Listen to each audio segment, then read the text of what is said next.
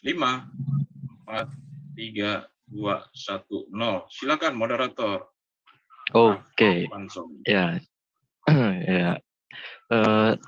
Halo, Lehem, saya Mama Sia. Kesempatan pada malam hari ini kami kembali dengan acara yaitu dengan topik firman atau fantasi gitu ya. Nah, di sini kami kedatangan narasumber kami yaitu Pak Pemikir Ulung. Ya. Selamat ya, kami sapa dulu ya. Ya, selamat malam Pak Pemikir Ulung. Malam Bro Apakah, Rev dan ya. shalom buat teman-teman semua. Oke. Shalom. Shalom, Ya. shalom. Sebelum acara ini kami mulai, mari kita persatukan dalam doa ya.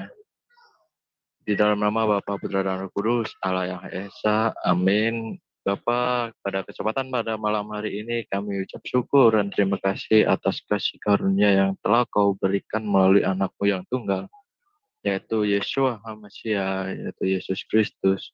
Dan kiranya Bapa, Engkau curahkan kuasa Roh Kudus-Mu kepada narasumber kami supaya bisa memberitakan kabar kebenaran yang berasal daripada-Mu.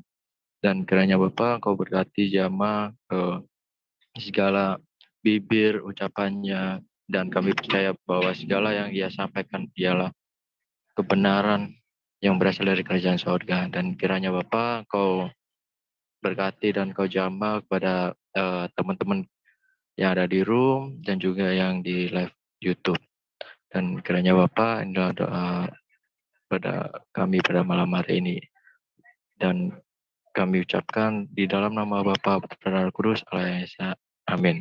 Ya, kami beri kesempatan kepada narasumber untuk memaparkan materi pada malam hari ini. Kami persilakan. Ya, terima kasih Bro Dev. Pada malam hari ini kita akan bahas bicara tentang firman atau kitab fantasi. Sebagaimana saya kayaknya udah ada sekitar 6 ya, ini seri yang ke-6. Sebelumnya saya berbicara tentang firman atau friksi. Nah, firman atau friksi itu kita temui bahwa Alkitab itu nggak ada masalah dengan yang namanya pengujian historis. Artinya Alkitab itu selalu selaras dengan kaidah-kaidah historis, baik itu antropologis ataupun arkeologis. Jadi tidak bisa tidak bahwa Alkitab itu tidak bisa dibilang kitab yang ahistoris. Sementara kitab sebelah sana itu babak belur. Bahkan bukan nggak sesuai dengan historis, bahkan anakronisme. Artinya anakronisme itu apa sih? Sederhananya begini, kalau misalnya ada orang yang bilang nih, Columbus menemukan benua Amerika dengan bantuan Google Map. Ya benar, memang Columbus menemukan benua Amerika. Tapi ketika ada keterangan dengan Google Map, disitulah yang menjadi anakronisme gitu. Artinya penemuan benua Amerika oleh Columbus itu tahun 1600-an, sementara penemuan Google Map itu baru tahun 2000. Jadi ada 400 tahun. Itulah yang disebut anakronisme. Jadi puji Tuhan, Alkitab yang kita percaya sebagai firman Tuhan itu tidak mengandung anakronisme sama sekali. Sementara kitab RT 6 itu penuh dengan anakronisme gitu kan, dan sangat-sangat penuh dengan anakronisme. Bahkan mereka perhatikan apologet dari mereka itu tidak pernah mau membahas secara historis karena mereka sadar bahwa kalau historis mereka babak belur, dan buat mereka sejarah itu tidak penting. Nah, itulah yang membuat keanehan, keabsurdan sejarah tidak penting buat pembuktian historis di kitab mereka. Kemudian yang kedua, pernah saya bahas firman versus framing, itu kita bicara konteks teologis. Nah, kalau firman yang benar itu berasal dari pemilik kerajaan surga. Kemudian memberikan manusia identitas sebagai warga kerajaan surga. Kemudian setelah dapat identitas, firman itu mengajar mendidik manusia dengan gaya hidup kerajaan surga. Jadi nggak cuma sekedar pemilik surga yang menjadi pemilik surga gitu, tapi pemilik surga itu Tuhan itu sendiri berbaik hati, memiliki kasih kepada manusia kepada orang percaya untuk punya identitas baru. Jadi warga kerajaan sorga. Nah, ketika kita udah punya identitas baru sebagai warga kerajaan sorga, tentu kita perlu dididik untuk hidup dalam gaya hidup kerajaan sorga. Sementara di kitab sebelah, itu terus terang berasal dari keinginan duniawi. Sama sekali nggak ada tentang identitas ilahi dalam diri manusia gitu. Jadi manusia itu cuma makhluk jasmani yang ya udah secara jasmani dalam satu siklus hidup, kawin, punya anak, kerja, kemudian punya masalah dan meninggal gitu kan. Dan justru itu kenapa kitab sebelah itu punya pembenaran terhadap gaya hidup duniawi. Nah, sementara yang ketiga, kita bicara tentang firman dan frasa. Nah, firman Allah yang hidup itu ada gitu. Kalau Anda googling firman Allah yang hidup, itu ketemu, itu pasti Alkitab. Tapi kalau misalnya Anda googling firman Allah yang hidup, itu pasti bukan Al-Quran atau bukan kitab RT6 yang cuma frasa manusia yang fana. Kemudian di firman Tuhan yang hidup ada sifat ilahi pemberian Tuhan kepada manusia. Sedangkan di tempat sana tanpa pengertian sifat ilahi. Bahkan yang namanya sifat ilahi itu adalah sifat monopoli yang tidak bisa terbagikan, tidak bisa dimiliki oleh makhluk lainnya. Nah, itulah saking sedemikian egonya ya sesembahan mereka gitu. Kemudian yang ketiga memberikan pembedaan terhadap kehidupan rohani dengan kehidupan jasmani. Nah, di Alkitab itu terang benderang. Ada yang namanya kehidupan rohani, ada juga kehidupan jasmani. Gitu. Jadi terbedakan. Dan di kitab sebelah segala sesuatu itu bicara tentang hal jasmani, ritual-ritual belaka tanpa mereka bisa memahami apa arti dari ritual ataupun kegiatan jasmani yang mereka lakukan katanya untuk memuji sesembahan mereka. Tapi anehnya tanpa ada penjelasan ataupun dimensi rohani sama sekali. Nah, kemudian firman dan friksi ataupun fraksis ya, artinya di Alkitab kalau kita bicara secara kita googling aja lah, kita buktikan. Kemarin saya sudah buktikan ya, Anda bisa scan barcode-nya, itu ada di WAFM tentang firman dan friksi. Saya sudah buktikan bahwa ketika kita bicara Alkitab, kita melihat satu ayat, itu tidak ada yang namanya menghasilkan tafsir yang friksi. Misalnya antara King James misalnya dengan Passion atau The Passion Translate gitu, itu nggak ada. Sementara di kitab mereka, kalau misalnya kita lihat referensinya Qurano, Anda ketik satu aja itu punya sekitar setidaknya minimal 20 tafsir yang berbeda satu sama lain. Nah, kemudian ya sang firmannya melakukan dalam keadaan kemanusiaan, walk the talk. Nah, yang di sana yang kasih ayat-ayat itu cuma bisa kasih, tapi kalau dia disuruh ngakuin belum tentu juga dia bisa gitu. Jadi cuma no action talk only gitu. Nah, kemudian firman Tuhan itu kaya terhadap kebutuhan psikologi manusia. Sementara di sana udah tandus, kering kerontang. Nah, kemudian ketika ada orang dari kepercayaan lain menjadi orang percaya, dia punya kesaksian yang luar biasa terhadap firman-firman atau ayat Alkitab yang dia baca. Sementara kalau Anda perhatikan mualaf-mualaf yang nyebrang ke sono gitu kan, miskin kesaksian akan mukjizat ataupun ayat-ayat yang ada di kitab tersebut. Nah, sebagai pembuktian Anda boleh ketik. Misalnya kebutuhan psikologis jiwa manusia itu kan atau emosi negatif itu jangan takut, jangan khawatir, jangan gentar, jangan kecewa, jangan gelisah, jangan bimbang, jangan putus asa, jangan malu, jangan tawar hati. Nah, di Alkitab ada. Tuhannya peduli. Tuhan yang disembah dalam Alkitab itu sangat-sangat peduli. Sangat terbukti bahwa dia memberikan ayat untuk manusia jangan takut, jangan khawatir, jangan gentar, jangan kecewa sampai dengan jangan tawar hati. Sementara di kitab sono boro-boro gitu kan, itu cuma sampai jangan takut cuma ada 6. Nah, selebihnya jangan khawatir nggak ada zong, jangan gentar apalagi, jangan kecewa apalagi, jangan gelisah, wah mereka memang perlu gelisah kali ya gitu, jangan bimbang ya, mereka terus hidup dalam kebimbangan, jangan putus asa ya, nabi mereka juga pernah putus asa sampai mau bunuh diri dan lompat dari jurang ya gitu, jangan malu nggak ada, jangan tawar hati nggak ada. Jadi dari sini aja kita lihat ya, loh ini isinya apa sih gitu loh. Nah, kemudian untuk emosi positif gitu, loh. Ucapan berbahagialah. Di Alkitab itu ada 80. Sementara di kitab sono cuma 1. Tentang damai sejahtera ada 88 kata damai sejahtera. Di sono boro-boro, mereka cuma damai, sejahteranya enggak gitu. Damainya juga karena mereka lebih kuat secara militer gitu kan. Sukacita, zong, nggak ada.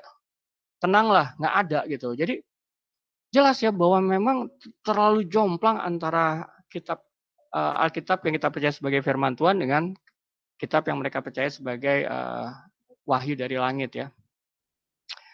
Nah, kemudian yang terakhir firman versus fragmen. Ini lucu yang kemarin saya bawakan video ya. Jadi Sebenarnya di Alkitab itu sebuah kitab yang utuh menyeluruh. Keutuhan alur rencana Tuhan yang luar biasa dapat dipahami. Jadi Alkitab menulis tentang keutuhan alur rencana Tuhan dari Kejadian sampai dengan Wahyu itu runut, enak dipahami. Terus menyatakan bahwa manusia harus kembali utuh. Ada artinya manusia yang utuh itu seperti apa sih sesuai dengan desain awal. Nah, menyediakan tujuan hidup yang sangat jelas. Sementara di kitab sebelah gitu, klaim sebagai penyempurna tetapi hanya terdiri dari cuplikan-cuplikan peristiwa. Bayangin cuplikan-cuplikan peristiwa yang sebenarnya sudah basi ya, bukan basi lagi, udah sangat basi, 4.700 tahun lampau, dicuplik kembali, kemudian diceritakan dengan versi sesuka hatinya gitu kan. Kan nggak bisa dibilang sebagai firman, itu cuma sebagai cuplikan atau fragmen. Nah, lebih parah lagi cuplikan itu membuat alur yang membingungkan dan acak adul gitu. Terkadang kita mau tahu nih rencana Tuhan, ya kita harus nggak mungkin bisa kalau misalnya kita nggak gunakan waktu puluhan tahun ataupun ratusan tahun untuk memahami, karena saking acak adulnya itu kita nggak bisa merekonstruksi ini seperti apa sih gitu ya. Karena itulah memang mungkin ya karena memang kejar tayang jadi ada kesulitan untuk membuat alur secara utuh gitu. Nah, mereka juga tidak ada ayat tentang manusia yang utuh. Nah, cuplikan-cuplikan tersebut tidak menghadirkan tujuan hidup manusia. Jadi kalau bisa dibilang, wah ini udah babak belur ya kitab sebelah ya, kalau saya kuliti seperti ini ya, seharusnya mereka udah kasih bendera putih. Tapi supaya lebih meyakinkan lagi, ini khusus buat orang yang berpikir convert ke sana ataupun para mualaf, ya sadarlah, ini mungkin bisa menjadi satu perbandingan yang bisa membuat kalian sadar. Oke, kita bicara tentang fantasi. Apa sih arti dari fantasi? Nah, fantasi itu saya ambil dari KBBI, itu gambar dalam angan-angan atau hayalan. Saya ambil pengertian hayalan saja ya. Nah, sebelum saya memulai lebih jauh, bagusnya kita memulai dengan suatu pertanyaan penting. Pertanyaan pentingnya seperti ini. Apa yang dijanjikan oleh Kristus sehingga puluhan ribu orang percaya rela dipersekusi, disiksa, dibantai, dan diperlakukan seperti binatang? Nah, apakah itu cuma isapan dongeng semata? Tidak. Anda bisa lihat ini di Wikipedia, Persecution of Christian in the Roman Empire. Nah, sangat panjang dan diambil dari berbagai sumber ataupun buku ya. Ada sekitar 138 buku ataupun referensi untuk Wikipedia ini. Jadi bisa disampaikan kekejaman yang dialami oleh orang percaya itu nggak main-main, bukan kekejaman level cemen atau misalnya level pedas 1 ya cabenya 1, enggak. Ini level pedas 1 miliar cabenya gitu. Bagaimana tidak? Nero, kaisar yang luar biasa psikopat itu pernah menjadikan orang percaya sebagai obor hidup.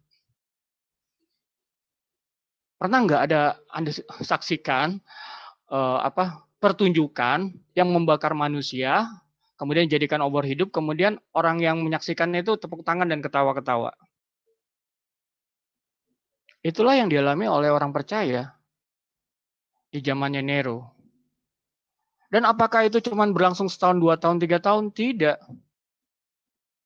Selama 250 tahun lebih, orang percaya mengalami penyiksaan dan pembantaian.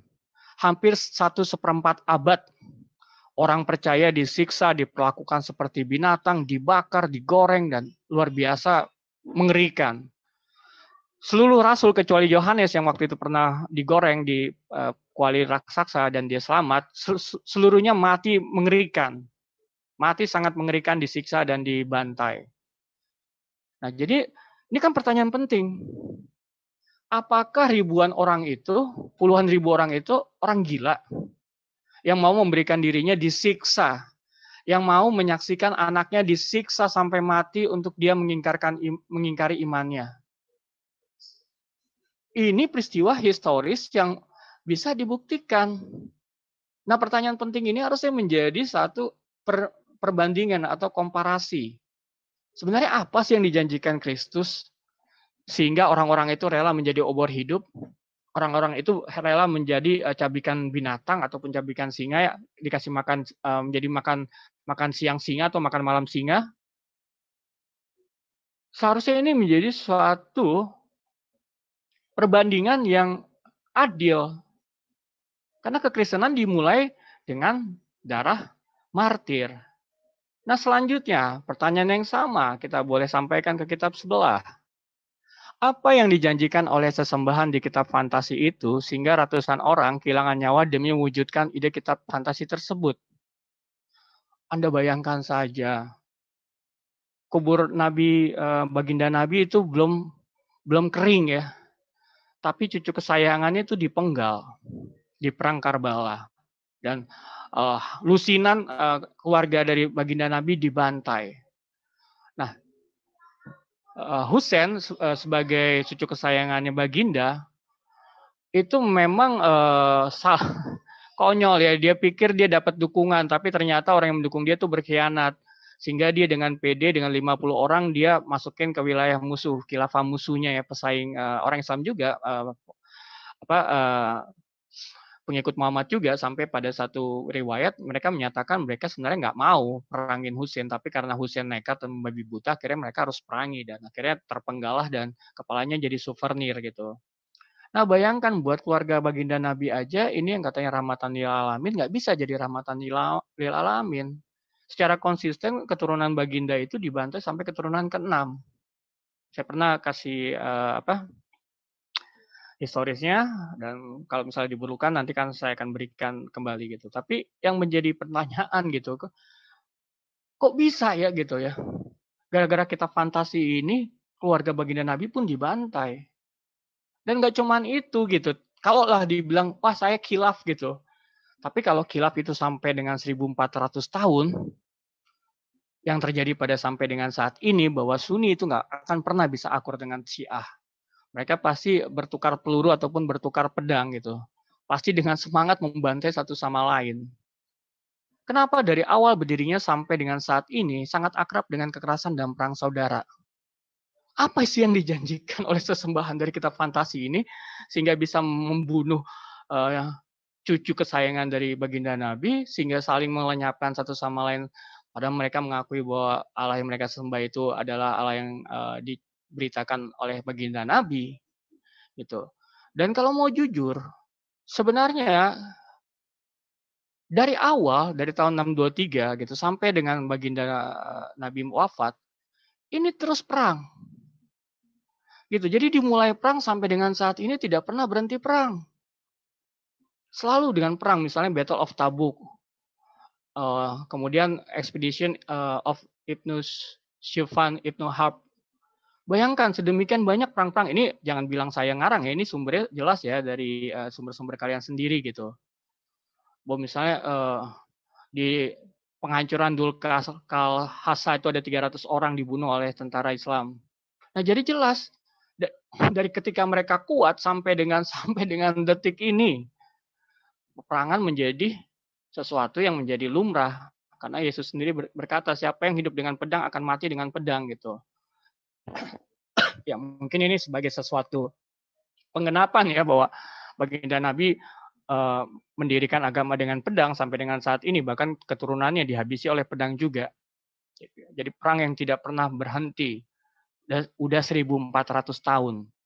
Anda bayangin. Jadi apa sih yang dijanjikan sesembahan di kitab fantasi ini sehingga mereka bisa saling membunuh dan sementara kekristenan itu karena darah martir. Apa yang dijanjikan Yesus Kristus? Kemudian sebelah sono itu karena darah kafir. Apa yang dijanjikan sesembahan di kitab fantasi itu? Nah, setidaknya ada 5 yang saya mau sampaikan. Perbedaan antara firman Tuhan dengan kitab fantasi. Oke, yang pertama, kalau di Alkitab, di firman Tuhan, janji kekal pertama itu bicara soal kasih. Tuhan Yesus menjanjikan satu janji mengenai keinginan Tuhan Yesus untuk selalu bersama dengan orang percaya. Kalau anak sekarang bilang so sweet nih. Ada Tuhan, figur Tuhan yang maha kuasa, yang sangat maha kuasa gitu. Tapi keinginannya cuma sederhana. Keinginannya cuma untuk selalu bersama dengan orang percaya. Kalau kita resapi makna ini gitu, kalian para mualaf, berbaliklah. Dan kalian yang ragu atas kepercayaan kalian di kitab itu, mendekatlah. Kenapa? Karena ada Tuhan yang punya keinginan untuk selalu bersama dengan orang percaya. Itu ada ayatnya. Saya nggak cuma sekedar menghamburkan janji-janji kosong ya, selalu berdasarkan dengan ayat firman. Di Yohanes 17 ayat 24. Yesus berkata, "Ya Bapa, aku mau supaya dimanapun aku berada, mereka juga berada bersama-sama dengan aku." Sekali lagi saya ulangin. Ya Bapa, aku mau supaya dimanapun aku berada, mereka juga berada bersama-sama dengan aku. Mereka yang telah Engkau berikan kepadaku, agar mereka memandang kemuliaanku, yang telah Engkau berikan kepadaku, sebab Engkau telah mengasihi aku sebelum dunia dijadikan. Kalau Anda renungi janji kekal yang ada dalam Alkitab, yang ada dalam firman Tuhan, ini tidak ada di kitab RT6, nggak ada di kitab manapun juga. Ada satu figur Tuhan yang kemauannya, yang keinginannya adalah berada bersama-sama, adalah kebersamaan. Tuhan Yesus tuh nggak sudi, nggak rela berpisah dengan kita sedetik pun, nggak rela. Bayangin, coba deh Anda misalnya punya orang tua atau Anda punya kekasih yang misalnya cuek dengan Anda bisa kesel. Tapi harusnya Anda berpikir, kalau Tuhan tuh cuek sama gua misalnya 5 kali jedotin jidat ke lantai, tapi dia nggak pernah peduli gitu. Tapi sementara Anda tolak Tuhan yang selalu ingin bersama dengan Anda setiap saatnya. Kan itu aneh. Ketika orang tua Anda cuek ataupun pacar Anda cuek ataupun pasangan atau suami atau istri Anda cuek ataupun anak Anda cuek, Anda aja kesel. Tapi Anda bisa menerima Tuhan yang cuek. Nah, para mualaf, Anda ketipu. Yang Anda sembah itu adalah figur yang cuek. Kok bisa Anda tega meninggalkan Yesus Kristus yang selalu keinginannya itu berada sama Anda gitu, harus bersama-sama dengan Anda. Seharusnya ini jadi suatu refleksi ya, perenungan. Kemudian apa yang dijanjikan kita fantasi itu? Fantasi pertama adalah soal harta.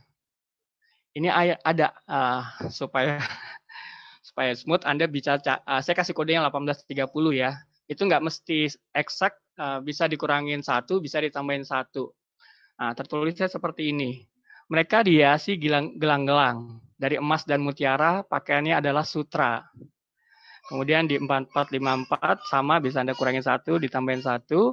Mereka memakai sutra yang halus dan tebal. Saya seumur umur gitu, cowok geli pakai pakaian sutra. Kenapa? Ya lihat aja tuh. Sorry, kayak banci. Gitu. Terus apalagi pakai perhiasan mutiara kayak gitu. Ya ampun. Ini nggak tulis loh. Apakah ini kan mereka kan nggak ditulis wanita, nggak ditulis pria kan? Berarti mau baik pria dan wanita pakaiannya sutra.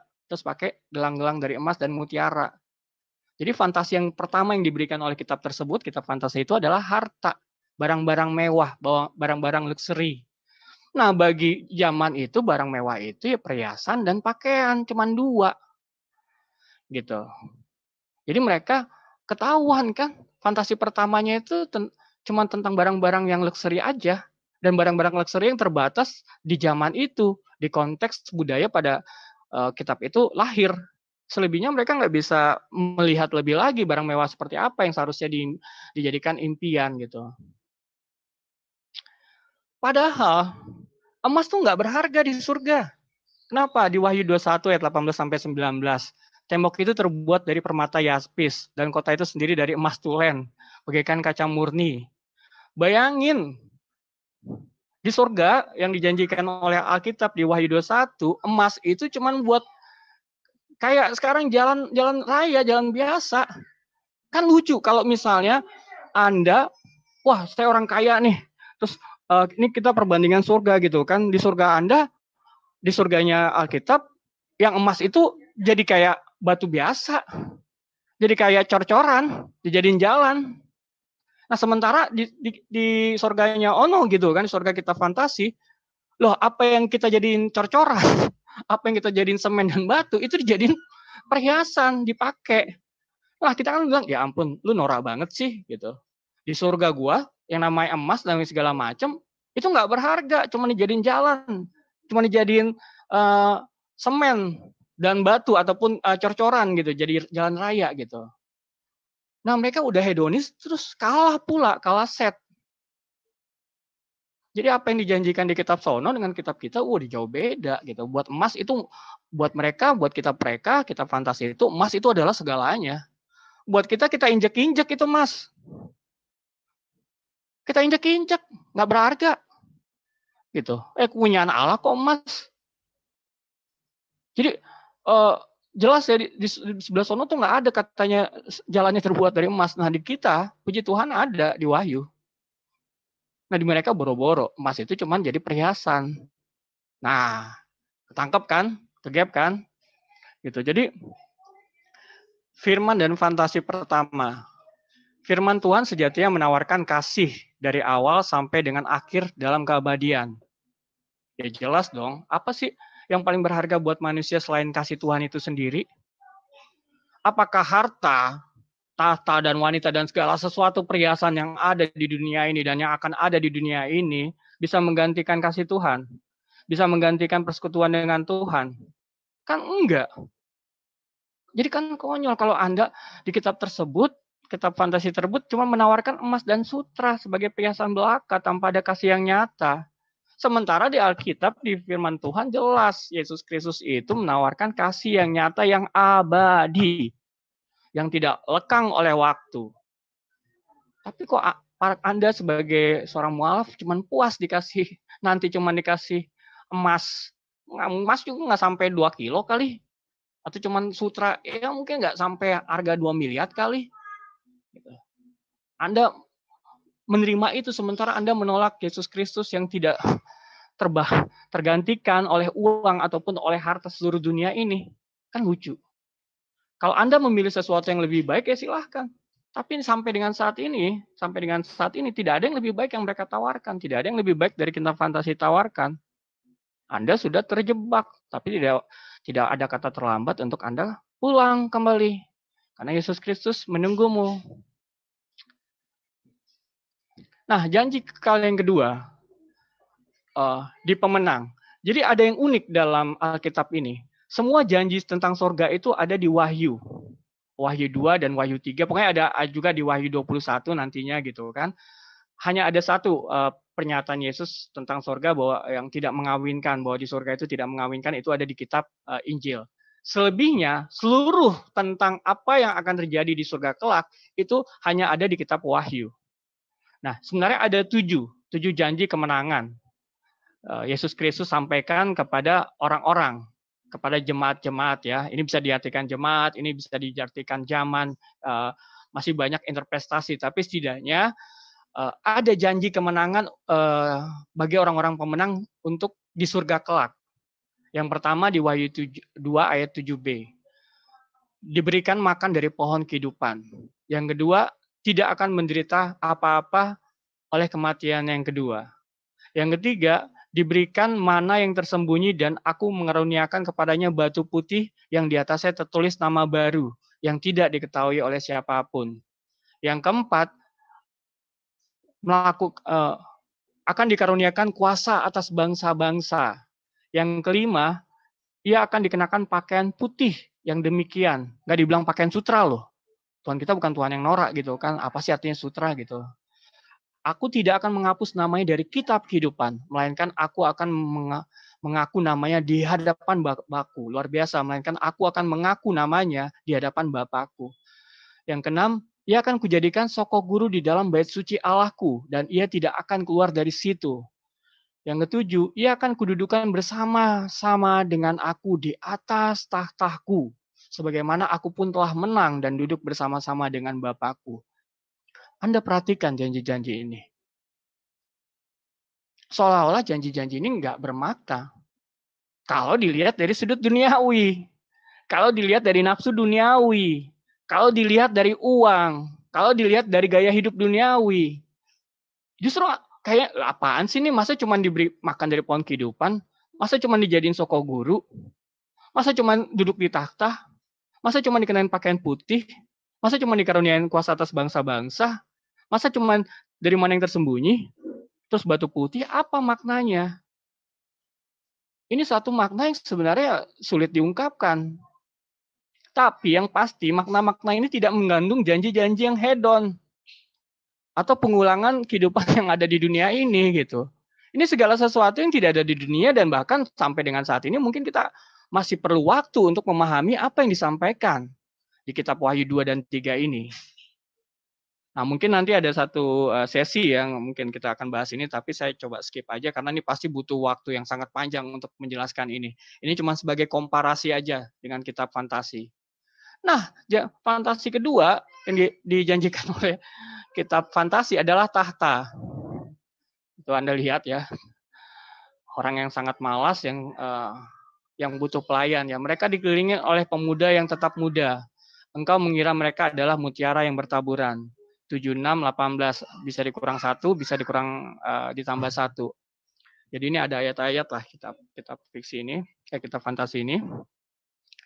Bayangin, apa sih butuhnya kita pelayan di surga sono gitu kan? Apakah memang rumah kita itu segede bandara Soekarno-Hatta sehingga butuh pelayan? Kan nggak tahu juga, nggak juga. Apakah kita terlalu malas ataupun terlalu mager ya, malas gerak supaya kita butuh pelayan? Kan enggak juga. Apakah untuk menunjukkan bahwa kita berkuasa supaya ada orang yang melayani kita? Kan jadi lucu. Jadi ini datangnya dari mana sih obsesi dilayanin itu ataupun tahta itu? Ini yang harus jadi pemikiran yang waras dan logis ya. Di dunia aja orang tuh sebel sama orang yang punya kehidupan yang pusatnya adalah dirinya sendiri gitu. Jadi all the universe serve him atau serve her gitu. Atau seluruh dunia ini, seluruh alam universal ini melayani dia dan ada hanya untuk dia gitu.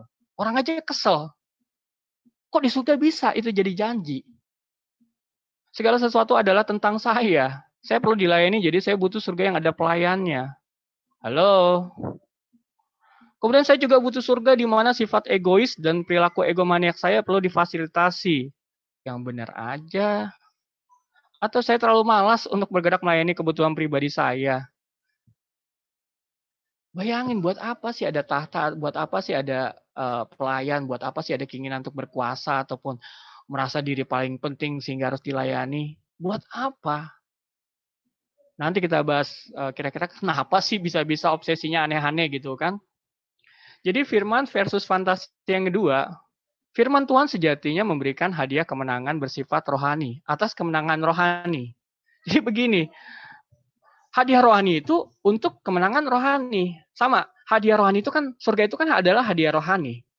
Tapi harus dihasilkan oleh kemenangan rohani yang yang diberikan oleh Tuhan. Kemenangan rohani itu apa? Ada proses-proses, ada kehidupan-kehidupan, ada situasi-situasi yang dimana kita harus menang secara rohani.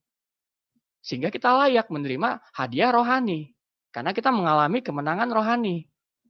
Nah justru sebaliknya di kitab sono, kita fantasi yang memang justru hanya menjanjikan memberikan hadiah kemenangan bersifat jasmani. Tanpa mensyaratkan hal rohani. Lah mereka pertandingannya apa sih dibanding sama apa yang disampaikan di Alkitab? Orang Kristen boleh beristri 4 saat ini. Wah, pasti dipastikan masuk neraka dia gitu. Tapi kan mereka bebas-bebas aja sampai 4.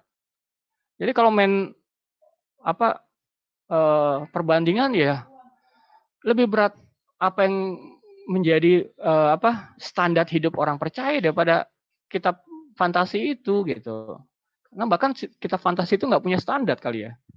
Sehingga terlalu mudah untuk menang gitu. Nah, terus fantasi yang ketiga. Ini soal wanita ya. Di sisi mereka ada yang bermata indah dan membatasi pandangannya. Lagi sebaya umurnya lagi jelita. 3347, 3852, 5571, Anda bisa kurangin 1 tambahkan 1 dan masih ada lusinan lagi ayat tentang bidadari. Nah, apa yang bisa kita dapati dengan bidadari ini? Anehnya, itu kayaknya penulis ayat ini selalu terobsesi terhadap keperawanan. Apa mungkin dia menyesal mengawini orang yang nggak perawan ataupun janda tua gitu kan.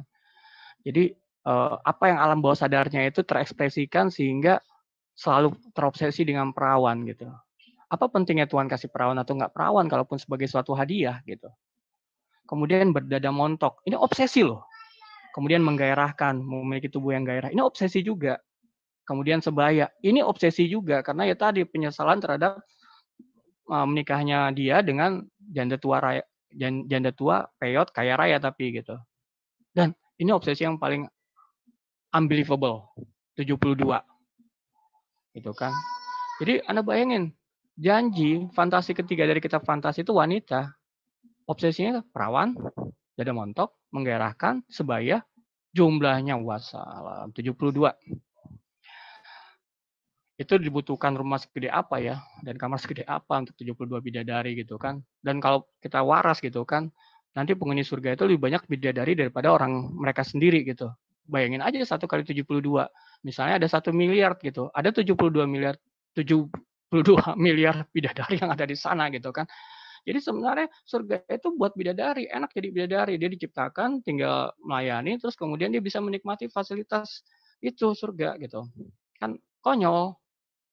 Nah, ini lebih lucu lagi ya. Cendekiawan Muslim asal Mesir Syekh Abdullah bin Samak memberikan jawaban cukup tegas.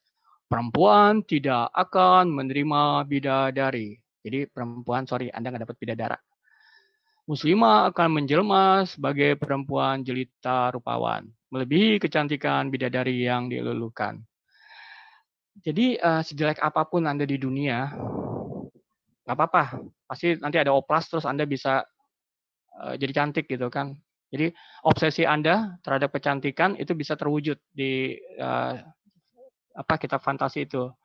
Kemudian obsesi Anda untuk mendapatkan kemolekan tubuh yang sempurna juga bisa terwujud. Tapi lucunya lagi, baik Anda cantik, baik Anda molek, ujung-ujungnya tuh buat pria, bukan buat diri Anda. Anda nggak bisa Instagram gitu kan, Facebook, terus foto, gue paling cantik, kagak bisa. Karena istri-istri di yang lain juga mungkin cantiknya sama dengan Anda gitu. Jadi kecantikan itu artinya kalau semuanya cantik nggak ada artinya juga gitu. Dan akhirnya wanita jadi hanya objek dalam surga kita fantasi untuk memuaskan pria saja gitu. Nah, jadi inilah yang menjadi definisi ataupun fantasi yang ketiga ya. Nah, ini juga saya mau nanya, bagaimana sesembahan Anda menilai rupawan atau tidak rupawan? Karena begini, saya percaya Tuhan itu nggak melihat rupa, kalaupun muka kita nggak simetris, nggak ganteng, nggak cantik, dia tetap menghargai. Kita tetap diberikan keselamatan yang sama oleh Yesus Kristus. Yesus Kristus nggak ngelihat muka saya kayak Johnny Depp atau muka saya kayak Johnny Indo gitu, enggak. Tapi gimana ada diskriminasi rupawan itu dari pihak Tuhan, saya nggak ngerti gitu. Ini ngaco ini menurut saya gitu. Karena ya bisa dibilang Tuhan tidak bersikap tidak adil, atau Tuhan tidak bersikap adil karena menciptakan manusia yang tidak rupawan. Nah, orang-orang jelek ya apa kabar gitu, apa nasibnya gitu. Jadi kayaknya ini agak aneh juga kalau dibilang tentang rupawan ya. Kenapa gitu? Ya karena manusia diciptakan rupawan kok menurut Tuhan. Menurut bapak dan mamanya mau seperti apapun mukanya dicakep kok. Harusnya kan seperti itu.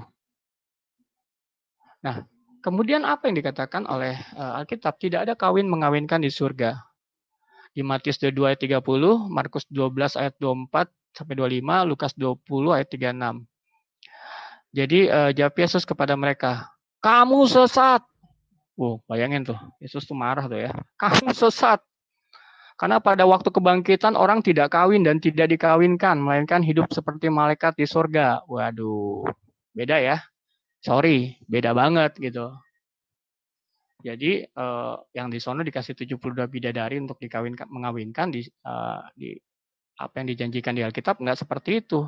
Itu tertulis di 3 kitab Injil, di Matius 22 ayat 30, Markus 12 ayat 24 25, Lukas 20 ayat 36. Jadi sorry to say, ternyata kita beda. Kitab fantasi itu menjanjikan wanita, tapi firman Tuhan surga itu nggak ada kawin mengawinkan. Dan saya mau tanya, sebenarnya fungsi seks di surga itu apa sih? Karena begini loh, Seks adalah media yang disediakan untuk manusia dapat melakukan reproduksi. Sehingga pria dan wanita yang sudah diberkati oleh Tuhan memiliki keturunan. Sehingga manusia tidak menyalahgunakan seks demi kepuasan birahi semata. Nah loh, kok di kitab fantasi itu menawarkan seks sebagai kepuasan birahi semata tanpa ada fungsi reproduksi. Sama aja kayak free sex itu namanya gitu. Artinya seks itu adalah satu wadah untuk perempuan dan wanita yang sudah diberkati oleh Tuhan untuk memiliki keturunan, memiliki anak-anak. Lantas, apa fungsi seks di surga kalau tidak memiliki satu esensi untuk tanggung jawab gitu? Karena pada saat ini juga banyak orang yang melakukan seks tanpa hanya mengejar kepuasan birahi semata, gitu. Jadi kalau misalnya ada kitab fantasi yang menawarkan seks itu sebagai kepuasan birahi semata, Anda patut bertanya, Anda patut curiga. Karena bagaimana mungkin ada yang namanya kenikmatan badani di surga? Gak mungkin ada kenikmatan badani di surga gitu. Dan apa kenikmatan badani adalah paling nikmat secara hakikat?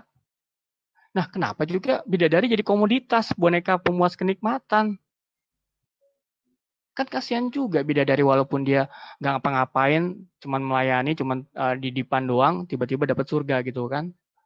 Apa sih bedanya sama boneka seks yang diciptakan oleh manusia? Itu kan cuman lahir dari fantasi-fantasi seksual belaka, bukan dari sesuatu yang sifatnya memiliki makna rohani ataupun makna kekekalan. Nah, kalau misalnya mau jujur ya, asal usul kata huris itu bukan milik mereka. Kata huris atau bidadari berasal dari kata Persia, yang berarti beautiful female spirit, namanya Diana, yang adalah inkarnasi dari wanita. Nah, inilah yang menjadi suatu refleksi ya buat teman-teman seberang ya, RT 6. Anda boleh sesat-sesatin orang Zoroaster, Yahudi, bahkan pagan Romawi. Bahkan agama kekinian, entah itu Mormon, entah itu Christian Science, entah itu apalah. Tapi Anda sadari nggak bahwa dalam Zoroaster, Yahudi, Kristen, pagan Romawi, Mormon, sampai dengan apapun, itu nggak ada yang mempromosikan pesta bidadari. Kenapa hanya kitab fantasi inilah yang hanya mempromosikan pesta bidadari?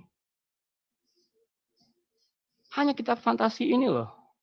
Kepercayaan lain yang kalian rendahkan, yang kalian lecehkan, menyembah batu, menyembah apa segala macam. Woi, sadar. Mereka tidak pernah mendapatkan janji surga dengan pesta bidadari. Nah, kalau diperbandingkan, kalianlah yang paling sebenarnya terbelakang dalam masalah janji tentang pesta bidadari gitu. Karena nggak ada kepercayaan yang lain di kolong bumi ini menjanjikan pesta bidadari, gitu. Dan kalau misalnya kalian bangga dengan itu kan lucu, kekanak-kanakan kebanggaan seperti itu. Nah ini juga gitu kan di sebuah hadis ya. Oh diberikan kekuatan 100 laki-laki, ya ampun. Kemudian melakukan persetubuhan, beliau menjawab, ya dengan penyemburan yang keras, dengan kemaluan yang tidak lemas, dengan syahwat yang tidak terputus, ya ampun. Walaupun ini hadis ya, ini kan menunjukkan apa sih nih 72 bidadari, obat kuat. Apa nggak ada hal-hal yang lebih bermanfaat gitu loh? Apakah cuma sekedar ini loh, cuma sekedar ini yang bisa kalian sampaikan dan wartakan? Nanti jelas ya firman dan versus fantasi yang ketiga. Firman Tuhan sejatinya kebenaran mengenai kekekalan yang tidak bersifat hedonis atau pengulangan kehidupan duniawi yang fana. Nah, sedangkan kitab fantasi memang terbatas menjanjikan pesta bidadari sebagai bentuk kekekalan. Sekali lagi, pesta bidadari dalam bentuk kekekalan hanya kalian, hanya ada di kitab fantasi. Terserah, seharusnya kalian tuh introspeksi ya. Kenapa cuma kita yang menjanjikan kedangkalan ini, yang menjanjikan kedagingan ini sebagai satu bentuk kekekalan, satu bentuk hadiah yang luar biasa gitu. Terus masuk ke janji keempat. Kalau dalam Alkitab, janji kekal keempat itu adalah hakikat. Ketika Yesus berkata, kepadamu diberi karunia untuk mengetahui rahasia kerajaan sorga, tetapi kepada mereka tidak. Di Roma 14 ayat 17, jelas kerajaan Allah bukanlah soal makanan dan minuman, tetapi soal kebenaran, damai sejahtera, dan sukacita oleh Roh Kudus. Nah loh, di kitab fantasi kok janjinya kuliner. Diedarkan piring-piring dan gelas dari emas, dan di dalamnya terdapat apa yang diinginkan dan dipandang sedap oleh mata. 4370, bisa dikurangin 1, bisa ditambahin 1. Jadi kalau kita di sini nggak bisa makan enak ataupun makan mahal, misalnya itu ada makanan seharga 450 juta, ada kerang seharga 1 miliar, ada lobster seharga berapa ratus juta gitu kan. Kalau memang kita nggak mampu ya kita memang harus berharap nih di surga sono ada gitu. Supaya kenapa? Kenapa menjadi fantasi? Keinginan hati menikmati kuliner yang tidak kesampaian karena nggak punya duit. Kemewahan kuliner menjadi penting buat orang-orang yang tidak mampu beli tapi pengen. Tapi buat orang yang tidak menganggap kuliner mewah itu penting, ya nggak penting juga gitu. Saya nggak terobsesi itu dengan makanan yang semahal apapun. Gitu. Buat apa tuh makanan juga akhirnya keluar ke jamban kok gitu. Nah, jadi jelas ya obsesi yang terakhir bahwa obsesi yang keempat itu adalah kuliner itu kan lucu ya. Menandakan bahwa memang apa-apa yang mereka tawarkan itu sebenarnya ya sangat-sangat duniawi sekali, tidak rohani. Ya kuliner nggak berharga di surga karena di Wahyu 22 ayat 2 yaitu di seberang-seberang sungai itu ada pohon-pohon kehidupan yang berbuah 12 kali. Dan daun-daun itu dipakai untuk menyembuhkan bangsa-bangsa. Ada pepatah menyatakan, makan buat hidup, bukan hidup buat makan. Kalau Anda hidup buat makan, Anda hedon. Kalau Anda bermimpi untuk makanan-makanan yang mahal yang Anda nggak bisa beli saat ini, gitu, Anda hedon juga. Karena di mana hartamu berada, di situ juga hatimu berada. Kalau obsesi Anda tentang kekayaan, kemewahan, makanan lezat, dan segala sesuatu yang berhubungan dengan itu, Anda hedon. Nggak boleh munafik gitu kan, bahwa memang sebenarnya Anda hedon. Tapi Anda dibungkus oleh agama. Nah, firman versus fantasi ya. Firman Tuhan sejatinya menawarkan damai sejahtera, sukacita, dan kebenaran. Sementara kitab itu hanya menawarkan kuliner mewah karena obsesi nggak kesampaian. Ini ada keluarga cemara dan ada keluarga tit ya, yang lagi kasus saat ini gitu kan. Saya percaya keluarga yang lagi kasus itu makan mewah dan luar biasa, sementara keluarga cemara mungkin makannya cuma tempe tahu gitu. Tapi ada sejahtera, ada sukacita, ada kebenaran. Jadi makanan itu nggak menentukan apapun, nggak memberikan damai sejahtera, nggak memberikan sukacita, apalagi soal kebenaran. Nah, ini yang terakhir ya, janji kekal kelima tentang persekutuan. Tuhan Yesus menjanjikan surga yang kekal, tidak bersifat duniawi. Wahyu 21 ayat 3 ayat 4. Lalu aku mendengar suara yang nyaring dari tahta itu berkata, lihatlah kemah Allah ada di tengah-tengah manusia, dan ia akan diam bersama-sama dengan mereka. Mereka akan menjadi umatnya, dan ia akan menjadi Allah mereka. Dan ia akan menghapus segala air mata mereka.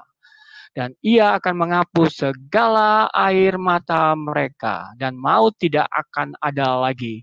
Tidak akan ada lagi perkabungan, atau ratap tangis, atau duka cita. Sebab segala sesuatu yang lama itu telah berlalu. Ini ditaruh sangat sistematis, ditaruh pas penghabisan. Kan penghabisan Wahyu 22 ya.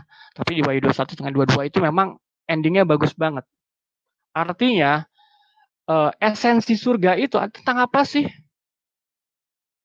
Tentang bagaimana air mata, kepedihan, maut, perkabungan, ratap tangis, duka cita itu nggak ada lagi. Di kitab sebelah, boro-boro. Makanya para mualaf, ya siap-siap aja walaupun kalian dihadiahi 72 bidadari, nggak ada jaminan kalau kalian nggak berduka, nggak ada jaminan kalau kalian nggak menangis, nggak ada jaminan bahwa kalian nggak berduka cita, karena tidak tertulis. Yang tidak tertulis, ya ngapain kalian harapkan? Ini ada tertulis di Wahyu 21 ayat 3 ayat 4. Nah, fantasi kelima adalah tempat. Mereka duduk bersandar di atas dipan, di sana mereka tidak merasakan terik matahari dan dingin yang menusuk. Di 7612 bisa tambah 1 atau dikurang 1. Jadi obsesi mereka adalah wisata. Ngapain juga mereka bisa pergi ke Bali atau ke Raja Ampat. Kenapa obsesi mereka bertamasya? Terkesan kurang liburan atau tamasya di mana kita fantasi itu muncul karena di daerah yang tandus, gersang, dan tidak memiliki pemandangan yang indah. Jadi nyambung, sobat. Gitu. Kenapa fantasinya fantasi wisata yang luar biasa gitu kan? Oh, karena memang di tempat mereka boro-boro mereka wisata, hidup aja susah, pohon aja nggak mau numbuh. Akhirnya mereka butuh imajinasi, butuh fantasi untuk ada tempat wisata yang mataharinya tidak terik, dinginnya tidak menusuk. Sementara di gurun, mataharinya sangat terik, panasnya bisa 42 derajat Celcius lebih, dan ketika malam luar biasa dingin, gitu kan. Jadi mereka hidup di suatu wilayah yang sedemikian ekstrim suhunya. Nah, sedangkan cerita-cerita pemandangan yang indah itu didapatkan dari kaum-kaum sekitar, dari orang Romawi, orang Yahudi, pedagang-pedagang yang mereka sudah ke keliling-keliling Eropa ataupun keliling ke wilayah yang tidak setandus dan segersang di daerah mereka gitu. Nah, jadi nggak heran terobsesi dengan daerah yang indah. Tapi lain hal kalau waktu itu udah ada kapal terbang dan pesawat terbang dan kapal pesiar, ya mereka pasti nggak akan nih nurunin ayat kayak gini atau buat ayat kayak gini. Ini karena nggak ada kapal terbang, mereka nggak bisa holiday ke Bali ataupun holiday ke Raja Ampat. Jadi mereka butuh fantasi untuk objek wisata. Jadi jelas ya firman versus fantasi kelima ya. Firman Tuhan sejatinya dirinya untuk menjadi ultimate gift atau pemberian yang ultimate dan persekutuan dengan Tuhan yang menjadi esensi dari surga. Kita fantasi itu justru hanya menjadikan tempat. Karena ya tadi mereka kita tersebut lahir di tempat yang tandus, tak berpohon dan tak berpandangan indah. Oke, jadi 5 tawaran kita fantasi itu harta, tahta, wanita, kuliner, wisata. Sekali lagi tawaran kita fantasi itu apa sih tentang surganya? Harta, barang mewah, perhiasan emas, baju sutra, tahta, soal dilayani, pelayan yang setiap saat, bahkan pelayannya itu luar biasa enak dilihat gitu kan, buat apa juga gitu. Kalau saya butuh pelayan saya nggak ngeliat dia cakep atau kagak gitu, yang penting dia bisa kerja. Tapi ini bayangin persyaratannya luar biasa gitu, sampai pelayanannya disangka sebagai mutiara. Kemudian wanita 72, kalau dia muslimah dia dapat oplas, wajahnya luar biasa cantik dan bentuk tubuhnya luar biasa rupawan gitu. Itu kan bicara nafsu juga. Selanjutnya kuliner, makanan enak, wisata, liburan. Jadi harta, tata, wanita, kuliner, wisata. Kok bisa ya? Padahal 5 hal ini bisa dibeli. Kalau Anda orang punya berada gitu kan. Anda bisa beli ini semua. Nggak perlu mimpi tentang surga, nggak perlu berfantasi tentang surga yang di kitab sono. Dan obsesinya bersifat manusiawi semata. Tidak memiliki nilai dan makna kekekalan. Sedemikian dangkal jika dibandingkan dengan kepercayaan lain. Ya, bersifat hedonis, harta, tata, wanita, kuliner, wisata. Nggak ada satupun yang bersifat rohani. Bahkan mohon maaf, surga yang ditawarkan SSY yang dimana kita bisa bermain-main dengan anak singa ataupun dengan singa jauh lebih baik, jauh lebih bermoral, jauh lebih nggak hedon gitu. Jadi mungkin kalian perlu revisi lah janji-janji surga tentang kita fantasi kalian. Mumpung belum terlambat. Kalau misalnya ke depan ini janji yang nggak menarik buat generasi milenial ataupun generasi selanjutnya, gitu. Nah, jadi manusia dunia berfantasi seperti apa sih? Manusia dunia berfantasi kaya, kemudian berkuasa, punya 72 wanita super cantik atau oplas. Setelah itu tiap hari makan enak. Setelah itu bisa plesir ke tempat wisata. Tidak satu kalimat saya bisa mendefinisikan surga yang dijanjikan kitab fantasi tersebut.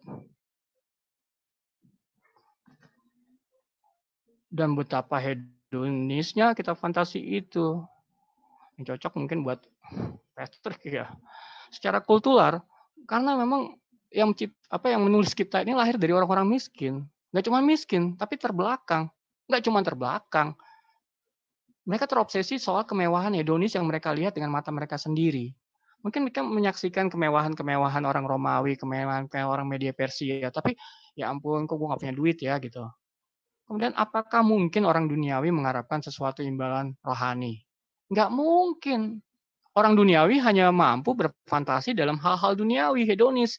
Jadi nggak heran surganya itu cocok untuk orang-orang duniawi, karena fantasinya itu fantasi yang sifatnya hedonis. Dan gambaran tersebut lahir dari impian duniawi belaka tanpa mengandung nilai-nilai kerohanian sama sekali. Ya, artinya mereka orang ngiler lah melihat orang Romawi Media Persia itu sedemikian tajir, sedemikian mewah, sedemikian megah, dilayani oleh pelayan-pelayan, oleh anak-anak pemuda-pemuda yang tampan gitu. Sebenarnya bentuk keinginan mereka itu sudah termanifestasikan oleh orang Romawi pada waktu itu dan oleh orang Media Persia, di mana dua kerajaan ini memang kerajaan yang sangat superior ya, sangat kaya dan sangat hedon gitu. Bahkan tapi sehedon-hedonnya orang Romawi itu nggak pernah memimpikan 72 bidadari. Nah, disitulah kehebatannya kita fantasi ini ya. Jadi pertanyaan pentingnya begini. Apakah mungkin surga adalah representasi keinginan hedonis semata? Harta, tahta, wanita dalam kurung seks, kuliner, dan wisata yang mempunyai surga hidup, surga dunia. Kalau Anda cari itu, Anda bisa ke Thailand kalau Anda punya duit. Anda bisa ke Hawaii. Anda bisa ke Kuba. Semuanya ada di situ. Tata, barang mewah. Kemudian pelayanan, kemudian wanita, kemudian makanan enak, kemudian pemandangan indah. Ada semua. Ngapain kadang kalian berharap karena nggak punya duit, terus berharap bahwa semuanya ini yang bisa kalian lakukan di dunia karena nggak punya duit itu kalian dapatkan nanti pas kalian meninggal. Boro-boro kalian dapatkan itu. Yang ada mungkin ya api neraka. Nah ini dia, surga kok bisa kebeli gitu. Elon Musk yang punya harta 3.174 triliun, bisa buat 10 surga kalau perlu. Kalau cuman mengakomodasi harta, tahta, wanita, kuliner, wisata, bisa dia. Tapi dia nggak mau kan. Artinya dia masih waras ya. Artinya dengan kekayaan 3.000 triliun, Anda bisa loh beli barang mewah. Anda mau emas mau 5.000 karat boleh. Baju sutra yang misalnya dari Anda ternak dulu sutranya, kemudian ketika dia berternak kemudian Anda rajut dari sutra yang masih hidup juga boleh. Anda mau punya ribuan pelayan gitu, bahkan pelayanan robotik boleh. Misalnya Anda mau 72 bidadari, jangankan 72, 7.200 bidadari juga bisa. Makanan enak, Anda bisa sewa koki yang terhebat di dunia, bisa. Wisata, ya Anda punya jet pribadi, Anda bisa punya range ataupun tempat peristirahatan Anda dimanapun. Itu kok surga bisa kebeli? Kan jadi pertanyaan penting. Nah, sementara tawaran firman Tuhan adalah kasih abadi Yesus Kristus. Kemudian uang sebanyak apapun tidak dapat membelikan damai sejahtera dan sukacita. Yang kayak gini, guys, wahai para mu'alaf, kalian merelakan sukacita dan damai sejahtera tidak ada lagi dalam hidup kalian hanya untuk menjadi sesuatu yang kosong. Kembalilah. Karena uang sebanyak apapun tidak dapat membelikan damai sejahtera dan sukacita. Anda boleh tanya sama orang-orang kaya, seberapapun uang mereka, apa mereka bisa membeli sukacita? Apa mereka bisa membeli damai sejahtera? Nah inilah barang surgawi itu nggak mungkin bisa dibeli sama duit orang dunia gitu. Hanya bisa disediakan oleh Yesus Kristus. Nah juga nggak ada pengulangan kehidupan dunia gitu. Artinya masa masih seks lagi, masih. Jadi buat apa? Masa surga itu cuma pengulangan dari dunia? Kan nggak benar gitu. Makan, tidur, seks dan apaan? Kan nggak seperti itu. Justru ya itu kita semuanya hidup seperti malaikat dan seluruhnya bersifat rohani kekal. Baik itu hakikat kekekalan, hidup seperti malaikat, hadiah untuk pemenang, tadi Anda lihat tidak ada satupun yang bersifat duniawi, dan persekutuan yang paling penting. Dan yang paling penting tidak mengakomodir nafsu hedonis, gak ada kawin mengawinkan. Gitu loh. Nggak ada keinginan wisata ke tempat yang nggak ada keinginan untuk dilayani oleh pelayan. Nggak ada keinginan untuk makan makanan seenaknya yang nggak bisa dimakan di bumi. Surga tuh nggak bisa mengakomodasi nafsu hedonis. Jadi firman Allah versus kita fantasi. Kita fantasi menjanjikan fantasi-fantasi sebagai fasilitas surga. Sementara firman Tuhan menjanjikan kebersamaan dengan Tuhan. Jadi kalau Anda orang kaya, Anda nggak perlu fasilitas-fasilitas surga yang seperti di kitab fantasi itu. Anda tinggal keluarkan uang dan Anda bisa nikmati surga seperti itu. Bahkan mungkin lebih baik, lebih konkret, lebih nyata. Gitu. Nah, Yesus Kristus berkata, aku bukan berasal dari dunia ini. Jadi apa yang ditawarkan Yesus Kristus bukanlah hal-hal duniawi yang hedonis. I'm not from this world. Jelas, tegas. Jadi, sorry to say, firman Tuhan tidak menawarkan surga ataupun kerajaan surga yang sifatnya hedonis. Bahkan bertentangan. Justru kerajaan surga dan surga itu harus mematikan segala sesuatu yang sifatnya hedonis. Karena hedonis itu lahir karena nafsu manusia. Kok nafsu manusia malah diakomodir sih? Kan konyol. Hanya kitab fantasi dari seluruh kitab yang dipercaya oleh manusia sebagai pewahyuan yang menjanjikan hal-hal hedonis seperti 72 bidadari berdada montok menggairahkan dan selalu perawan. Hanya ada di kitab fantasi. Di kepercayaan yang terbaru, di kepercayaan yang paling ekstrim, tidak ada janji 72 bidadari berdada montok menggairahkan dan selalu perawan. Tidak ada. Simpulannya, firman Tuhan adalah janji yang bersifat kekal dan kudus, yang tidak bisa dibeli untuk merasakannya. Bukan seperti kitab fantasi yang menjanjikan hal-hal duniawi yang hedonis sebagai kekekalan yang bisa dibeli di dunia ini. Gitu. Makanya kalau orang seperti Bill Gates, Jeff Bezos, kemudian tadi siapa? Elon Musk, kalau baca ini juga ya ampun, ini sih bisa gue beli semua gitu. Gue nggak perlu. Kalau misalnya Elon Musk membaca tuh kitab fantasi, ya ampun cuman harta, ya ampun cuman pelayan, tata, ya ampun cuman wanita, ya ampun cuman kuliner, ya ampun cuman wisata. Gue punya duit 3.000 triliun, tuh bisa gue beli. Sampai gue mati, gue bisa ngerasain surga. Kalau cuman kayak gitu. Nah, tapi Elon Musk tuh nggak bisa bilang, aduh gue mau punya 500.000 triliun, mau 1 miliar triliun. Dia pasti bilang, gue nggak bisa beli damai sejahtera dan sukacita. Nah, jadi teman-teman harus bisa memutuskan gitu. Bahwa firman Tuhan yang hidup, Alkitab, adalah janji yang bersifat kekal dan kudus. Yang tidak bisa dibeli. Seberapapun uang Anda nggak akan bisa Anda beli. Tapi kita fantasi sono, Anda punya uang, nggak usah sampai triliunan lah. 10M Anda juga bisa beli kok. Nggak susah gitu loh. Janji-janjinya tuh nggak apa ya, ya masih terbeli lah. Beda sama firman Tuhan yang memang tidak bisa dibeli. Sementara kita fantasi menjanjikan hal-hal yang bisa terbeli. Jadi untuk para teman-teman mualaf ataupun dari kepercayaan yang lain ingin mendekat, ini menjadi suatu komparasi yang nggak bisa dibantah. Kalau Anda bilang, oh itu nggak bisa dibeli.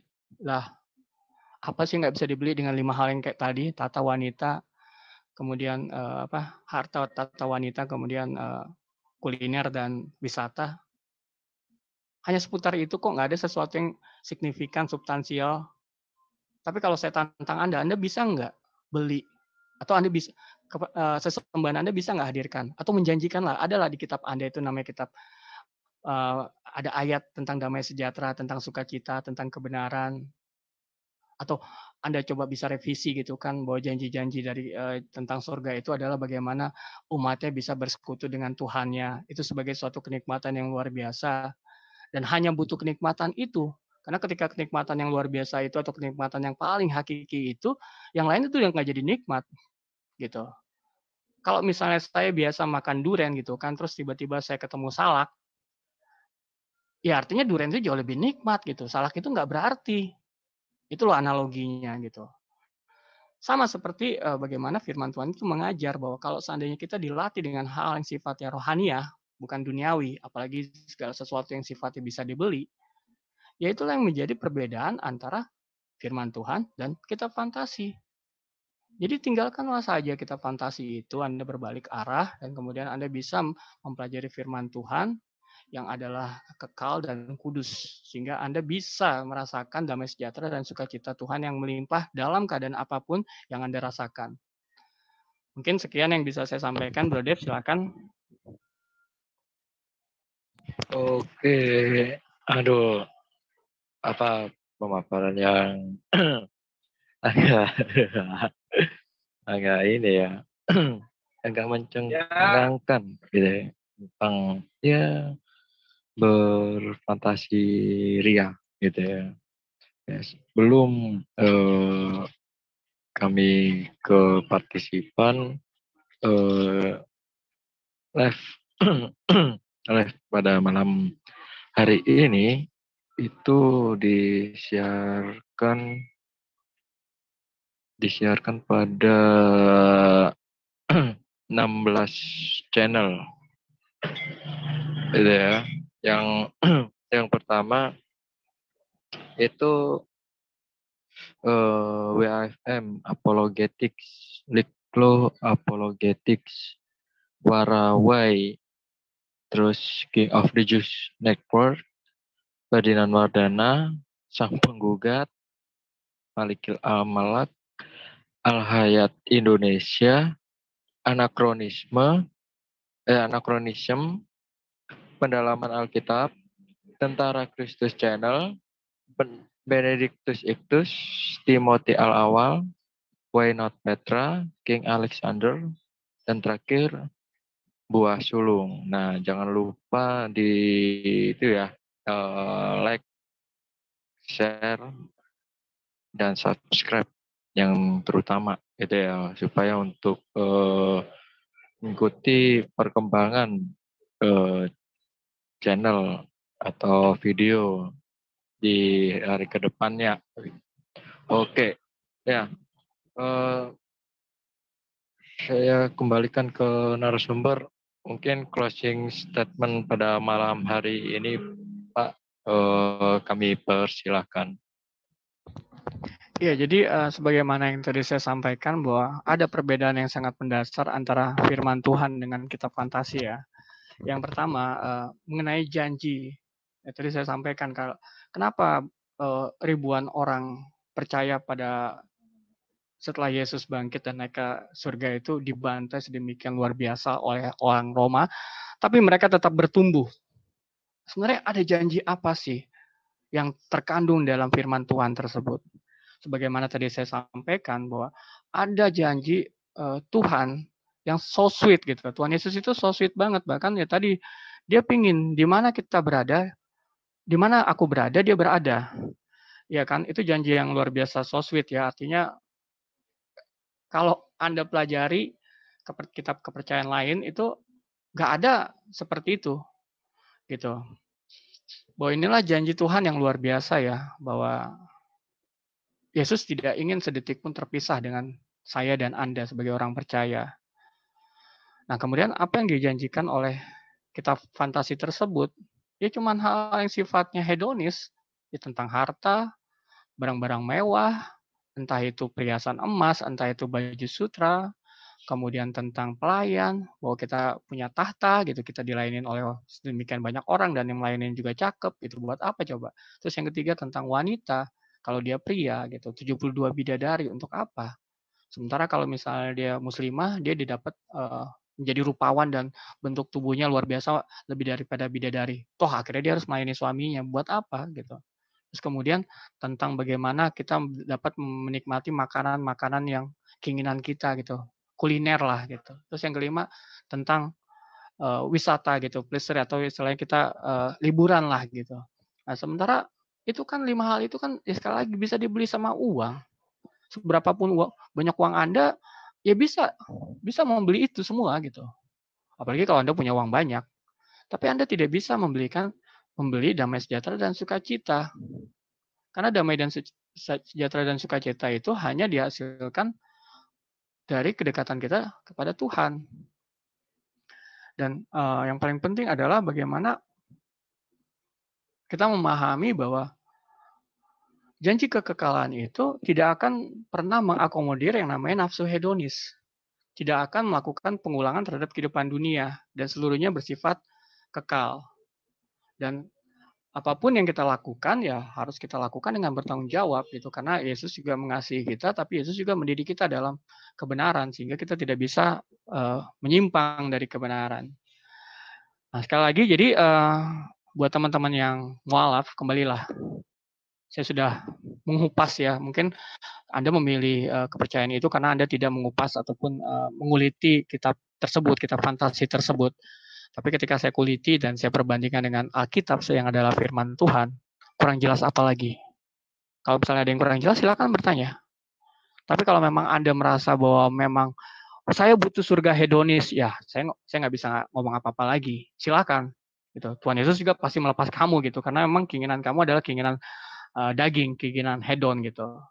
Nah, buat teman-teman yang nggak suka hedon, nggak suka gaya hidup hedonis gitu, apalagi surga dengan penuh hedonitas gitu, ya pilihan kalian ya memilih surga yang disediakan oleh Yesus Kristus. Karena surga Yesus Kristus itu tidak hedon, bersifat kekal, bersifat hubungan, persekutuan, kemudian ada suatu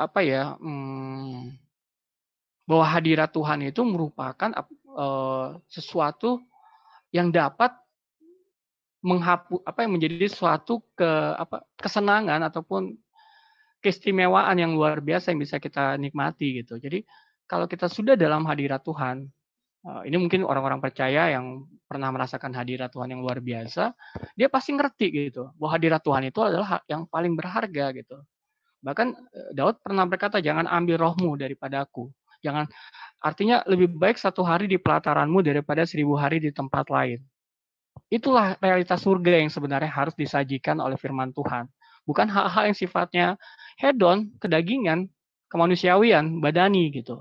Tapi merupakan satu ekspresi di mana roh kita itu bisa menjadi luar biasa hidup dan hubungan antara roh Tuhan dengan kita itu menghasilkan suatu kehidupan juga yang luar biasa gitu, sehingga kehidupan yang luar biasa itu bisa menjadi suatu terang ataupun garam buat orang lain dan mereka jadi terinspirasi untuk menyembah Tuhan yang kita sembah. Nah, kurang lebih seperti itu, Bro Dev, silakan. Terima kasih buat kesempatannya. Oke, ya itu closing statement dari narasumber kami. Nah, sebelum Q&A jangan lupa jangan beralih dulu ya, karena ini acara materi pengajaran ini kami tutup sementara dan nanti kami kembali live di saat Q&A gitu. Nah, oke. Sebelum ini kami akhiri di sesi pengajaran pemaparan materi, ya mari kita persatukan dalam doa. Di dalam nama Bapa, Putra, dan Roh Kudus, Allah yang Esa, amin. Kiranya Bapa kami ucap syukur dan terima kasih atas pengajaran pada malam hari ini. Dan Bapak, Engkau berkati narasumber kami yaitu Pak Pemikir Ulu, Engkau berkati segala kerinduannya, keluarganya, pekerjaannya, dan juga berikanlah damai sejahtera atas apa yang ia jalankan pada malam hari ini. Dan kiranya Bapak, Engkau berkati teman-teman yang ada di room, Zoom, beserta yang ada di live chat. Engkau berkati jamaah, lindungi, dan juga berikanlah damai sejahtera, serta Engkau berkati segala kerinduannya, aktivitasnya, dan pekerjaannya. Dan Bapak, inilah doa pada malam hari ini. Kami tutup dengan nama anakmu yang tunggal, Sang Juru Selamat, yaitu Yesus Kristus. Kami ucapkan dan terima kasih. Haleluya. Amin.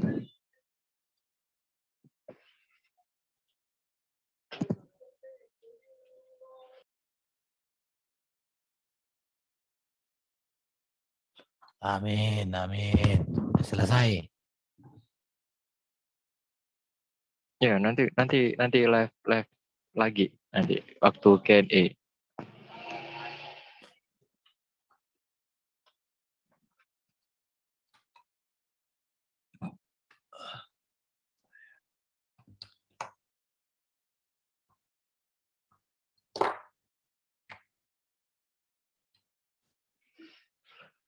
Gimana, bro Kodek?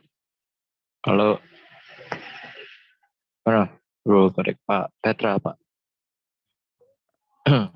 Pak Petra, udah di offin belum?